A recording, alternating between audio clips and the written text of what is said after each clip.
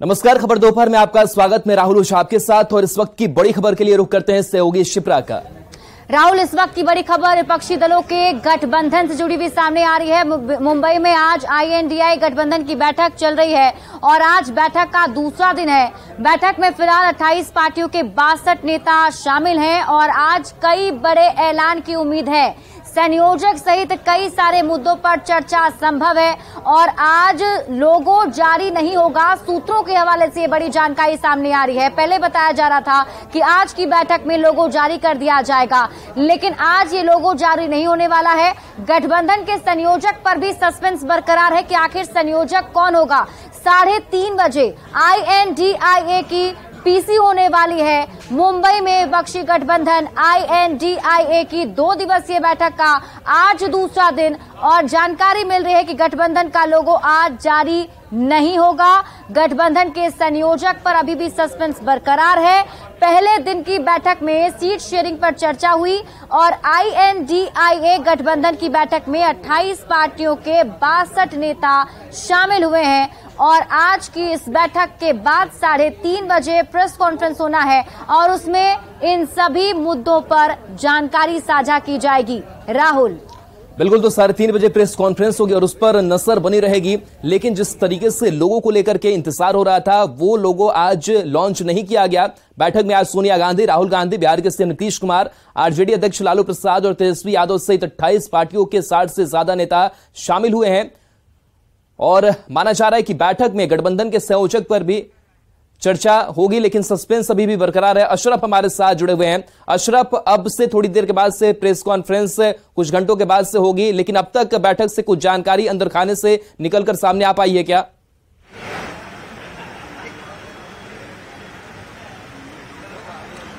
देखिए, यही मुद्दे हैं जो आप बता रहे हैं कि इन्हीं पर चर्चा हो रही है और इसी पर एक कोशिश की जा रही थी कि कोई एक राय बन जाए। जो सीटों का बंटवारे का मुद्दा है, सीट शेयरिंग, वो उस पर चर्चा चल रही है। समन्वय समिति को लेकर चर्चा चाहिए। सभी जो गठबंधन के घटक दल हैं उनसे कहा गया है कि वो राष्ट्रीय स्तर पर जो समिति बननी है उसके लिए नाम दे दें, राज्य स्तर पर समिति बननी है उसके लिए नाम दीजिए कौन होगा, क्योंकि अलग अलग दल हैं तो सबकी विचारधारा एक है। लेकिन जब चुनाव मैदान में उतरेंगे तो एक कॉमन मिनिमम प्रोग्राम के तहत उतरेंगे, तो उस कॉमन मिनिमम प्रोग्राम की क्या होगा उस पर भी यहाँ चर्चा चल रही है। और एक खाका या ये कहा जाए कि ये INDA के जो विपक्ष का गठबंधन है इसका एक स्ट्रक्चर यहाँ पे तैयार किया जा रहा है और बैठक के बाद जितने सवाल हैं उम्मीद की जाती है कि उन सभी सवालों का जवाब मिले। कन्वीनियर कौन होगा, खास करके बिहार के मुख्यमंत्री नीतीश कुमार, उनका भविष्य क्या है, क्या उनके ऊपर दोबारा जिम्मेदारी दी जाएगी या इस गठबंधन में उनको कोई और बड़ी जिम्मेदारी दी जा सकती है। ये तमाम पहलू हैं जिनका इंतजार किया जाएगा और जब ये बैठक खत्म होगी तो काफी हद तक स्थिति साफ हो जाएगी। हाँ, लेकिन ये है कि आज की जो बैठक है इसमें पूरा इसका स्ट्रक्चर, किस तरह का स्वरूप होगा, कितने प्रवक्ता रहेंगे, उनकी नियुक्ति क्या होगा, कब होगी, कौन कौन लोग होंगे, ये सब मुद्दे उनका आज करीब करीब हल हो जाएगा। जी, लोगों की अगर बात की जाए तो लोगो ये लॉन्च होने वाला था, लेकिन इस पर कहीं ना कहीं सहमति पूरी तरीके से नहीं बन पाई। पिछली जो 2 बैठकें हुई उस पर भी बहुत ज्यादा चीजें निकलकर सामने नहीं आ पाई। क्या लग रहा है कि जब प्रेस कॉन्फ्रेंस होगी तो बहुत दिशा तय हो चुकी होगी इस INDI गठबंधन की, किस तरीके से आगे का काम होगा और कई मसले हैं, क्या वो आज लग रहा है कि सुलझ जाएगा?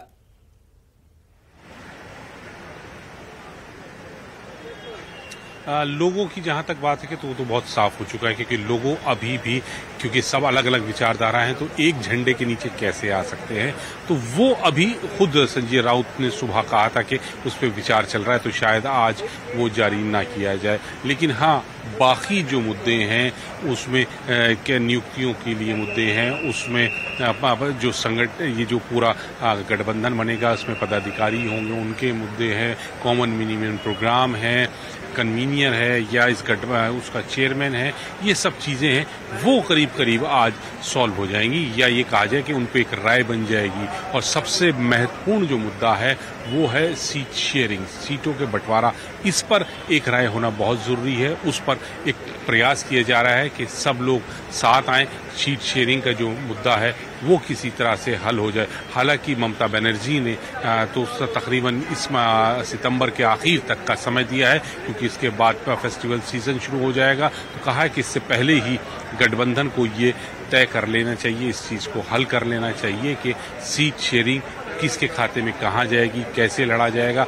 एक जो मोटा मोटा इसे हमें सूत्र बता रहे थे कि वो चीज़ें तय हो गई हैं कि अगर अब पहले तो यही प्रयास किया जाएगा कि गठबंधन INDIA का जो एक उम्मीदवार हो वो संयुक्त हो और वो NDA के प्रत्याशी को टक्कर दे। अगर कहीं इस में दिक्कत आती तो इस संयुक्त उम्मीदवार की जो तस्वीर है वो क्या पहले साफ हो जाएगी या फिर जो इलेक्शन हो जाएगा उसके बाद से तस्वीर साफ हो पाएगी? क्या इंतजार करना होगा?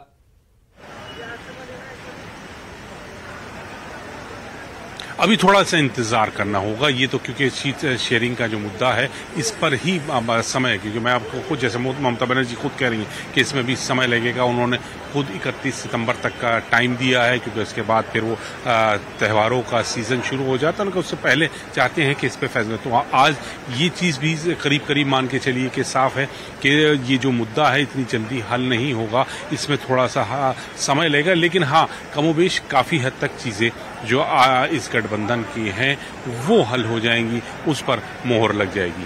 केंद्र सरकार वन नेशन वन इलेक्शन की तरफ आगे बढ़ रही है। क्या नहीं लगता है कि अगर समय से पहले अगर चुनाव हो जाते हैं तो मजबूती दिखानी चाहिए INDIA को, क्योंकि कई तस्वीरें साफ नहीं हो पाई है और ये परेशानी का सबब बन सकता है?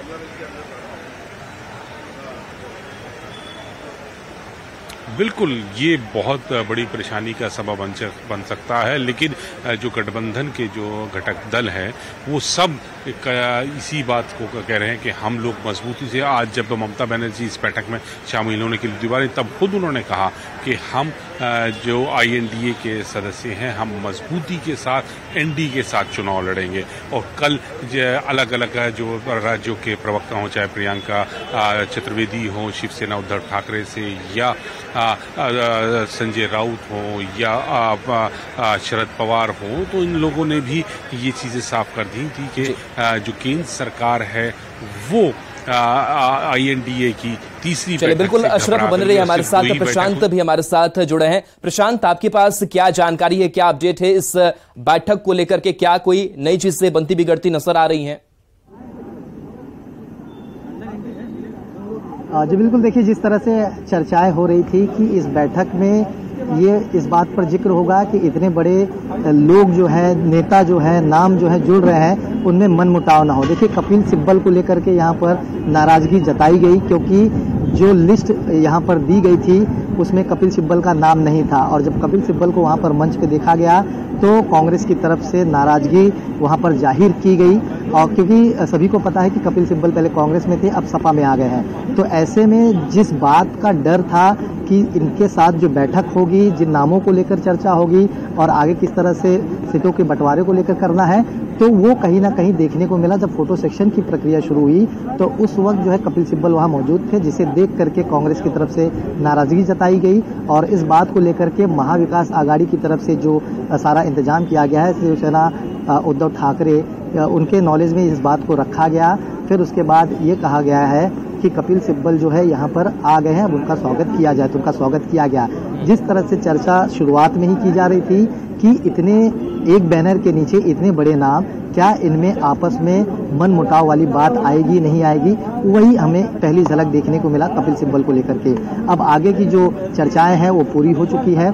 जिस तरह से समय तय किया गया है कि 3:30 बजे संयुक्त प्रेस कॉन्फ्रेंस जो है की जाएगी, उसमें देखना होगा कि पूरे बैठक में कौन कौन सी रणनीति तय की गई है, कौन कौन सी कमेटी का गठन किया गया है, उस कमेटी में कौन कौन से नाम है, किसको कौन सी जिम्मेदारी दी गई है, संयोजक के नाम पर पे चर्चा हुई है, अगर हुई है तो कौन कौन से नाम है, और नाम है तो उसमें किस पर मुहर लगी है, तो तमाम चीजें हैं। प्रशांत, तो आपको बड़ी जानकारी देने की कपिल सिब्बल के साथ असहजता जो है वो कांग्रेस महसूस कर रही है, और इस INDIA की बैठक पर विपक्षी नेताओं ने सवाल भी उठाए हैं। फिलहाल बहुत बहुत शुक्रिया आपका प्रशांत, हमारे साथ जुड़ने के लिए, जानकारी देने के लिए। अशरफ, आपका भी बहुत बहुत शुक्रिया।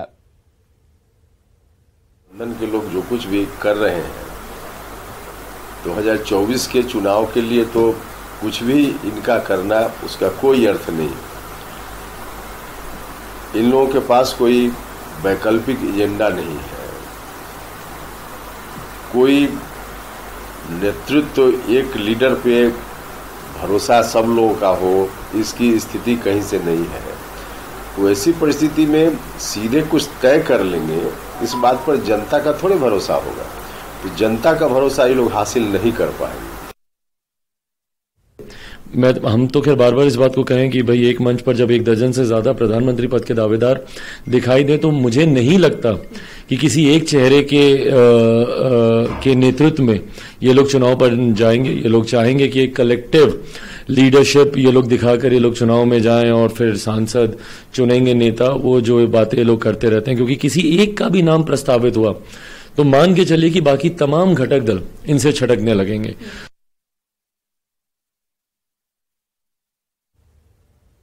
नीतीश कुमार को बिहार की चिंता करनी चाहिए, अपना ठिकाना है नहीं। मैंने आपको वही कहा, जिस पार्टी का 0 MP है वो देश का प्रधानमंत्री तय कर रहा है।